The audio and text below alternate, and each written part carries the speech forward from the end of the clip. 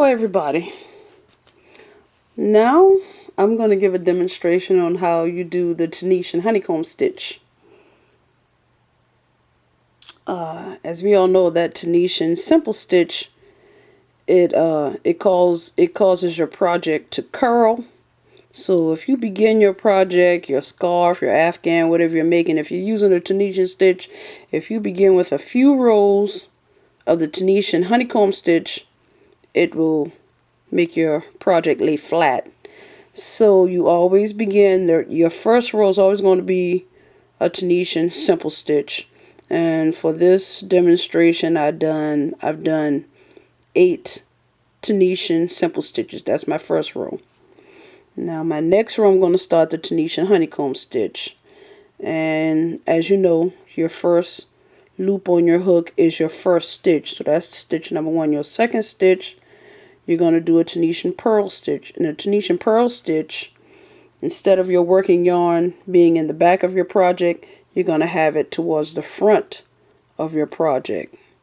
So you're going to pick up that stitch in that vertical bar, and then you just pick up a loop, but that working yarn is in the front instead of the back. So that'll be that second stitch, that Tunisian purl stitch.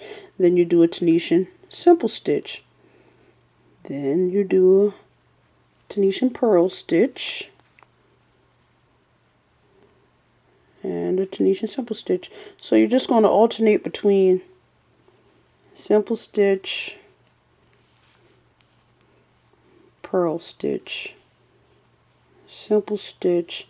Now your last stitch, the stitch at the end of the row, is always going to be a Tunisian simple stitch. Then you're going to work those stitches off on your return pass. And then your next row, the same way you alternate between purl stitch and simple stitch right next to each other, you're going to alternate between purl stitch and simple stitch on top of each other. So that last row, I began with a Tunisian purl stitch. So this is a Tunisian purl stitch, so I'm going to put a Tunisian simple stitch on top of that purl stitch. So that's going to be a simple stitch. Then my next stitch is going to be a purl stitch. Just going to keep alternating. And if you look at that previous row, you can tell your purl stitch. You can tell that this is you know what a Tunisian simple stitch looks like. It's just a straight stitch. But when you look at the Tunisian purl stitch, you see that bar in the front from where you had your working yarn in the front of your work. So if you were to put your work down and then come back later, you can tell the difference between the two. You know that this is a Tunisian purl stitch, so you know on top of that you have to put a Tunisian simple stitch.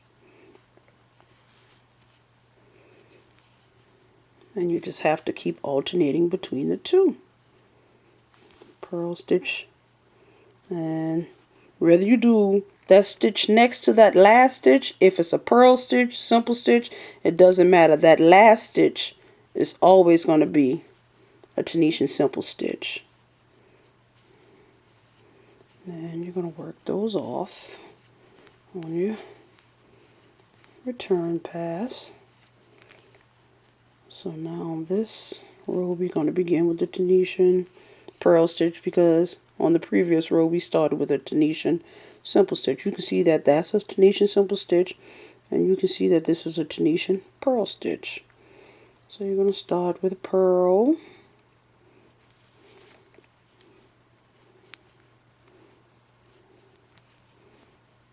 simple, purl, simple, purl, simple. Oh, the end. You can always end with the simple stitch.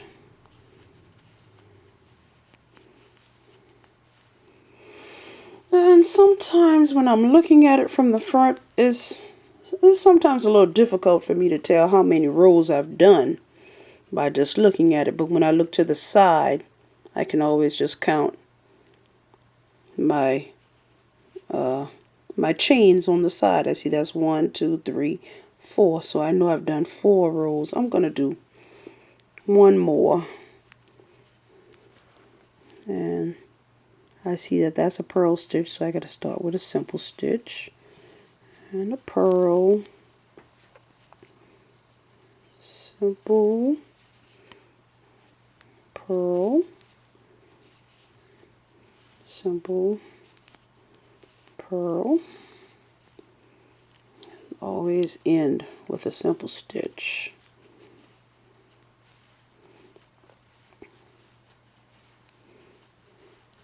Now I use this stitch a lot when I start my scarves. And when I do my scarves, I like to put stripes on my scarves. So I'm going to show you something, a problem I've seen people have with their stripes.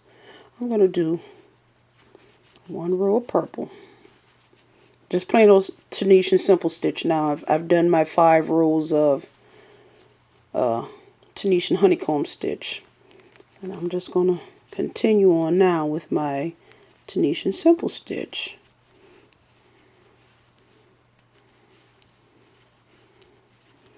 I'm going to do another row of Tunisian simple stitch.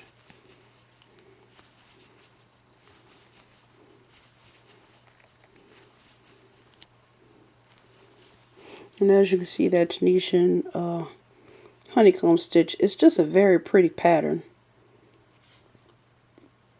and is just great because, as you can see, it's flat. If this were just all Tunisian simple stitch, you know it would have been curled very terribly. And it's really annoying. But with the Tunisian honeycomb stitch, you can get a pretty border and at the same time help your project to lay flat. Now, if I were doing a scarf and I wanted to add some stripes, if I add white, okay, I'm at the end.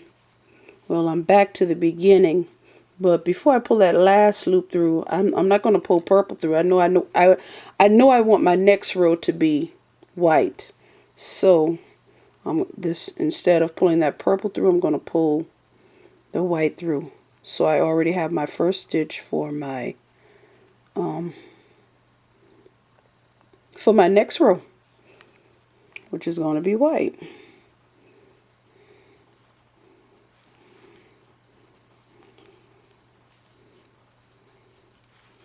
And I'm going to continue with my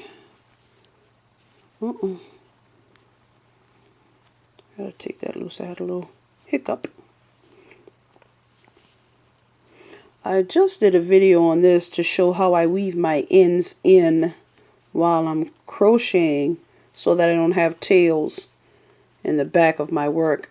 That tail in the back, instead of having it loose in the back, I'm going to do it over so I can explain to you what I did.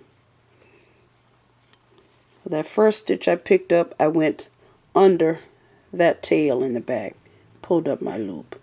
Then the next stitch I went over that tail. Next stitch I went under that tail. Next stitch I went over. And then just alternating so that when I'm done, my tails have been woven in. Now I know that some tutorials and even books tell you that when you get to the end of your row, when you're doing the Tunisian stitch, instead of just picking up that front vertical bar, you should pick up your loop from underneath that bar and the stitch directly behind it. But I'm going to show you what happens when you do that, and I'm going to show you why I don't do that.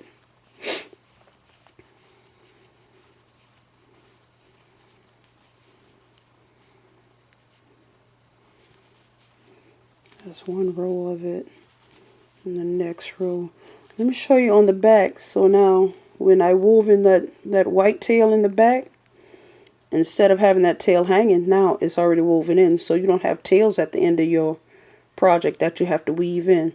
It'll, I just have that one little piece there, and when I'm done, I'll even trim that even shorter, and then that'll be done. But let me show you what I'm trying to explain about the white stripe, or whatever color, when you're changing colors at the end of the row. If you pick up behind those 2 stitches at the end instead of 1, show you what it's going to do. Now I'm going to go back to the purple. I did 2 rows of white, and now I'm going to do 2 rows of purple.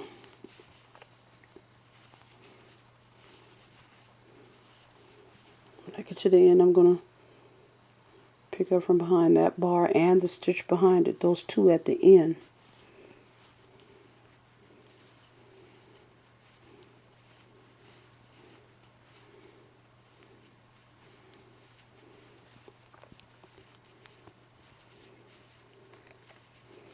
And I'm going to do another row of that purple.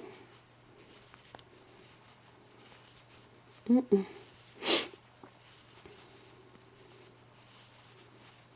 I'm going to pick up from behind those 2 stitches at the end.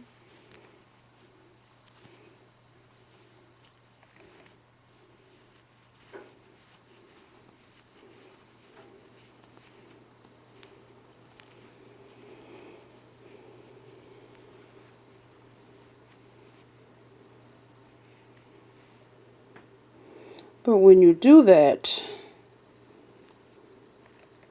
that color on the end, that last stitch on the end, as you can see, that white, this row of white, that last stitch on the end, that very bottom of it, it's a little bit lower than the rest of the line. So that last stitch, that line, it just doesn't look clean. Same thing up here with the purple. You can see that purple stitch, it's a little bit lower than the rest of your line. And I don't know, maybe it doesn't bother some people, maybe they're still happy with it, but I don't like it. I like my line to look clean. So instead of doing that, I'm going to show you what I do.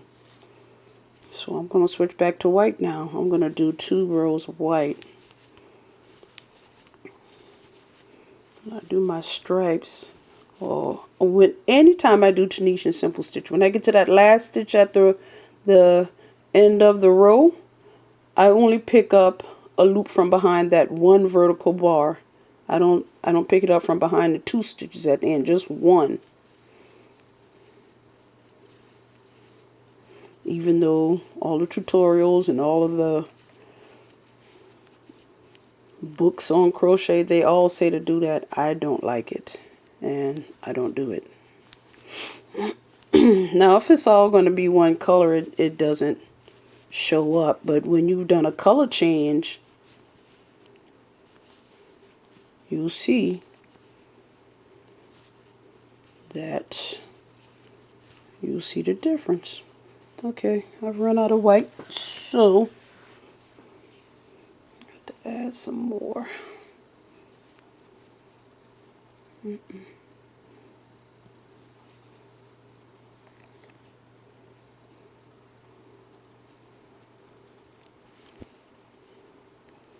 Add some more to finish that off. Now I'm going to go back to my purple. And I'm going to do 2 rows of purple. Go back to the purple stitch. And I'm going to weave those in. First I'm going under the tail. Then I'll go over the tail. Well, it's at the very end, so it's not really much to weave in. Not enough, a lot of space for weaving in. So for that, I probably will have to weave those in by hand after I'm finished with my project, since it's at the end. And I'm going to do one more row of purple.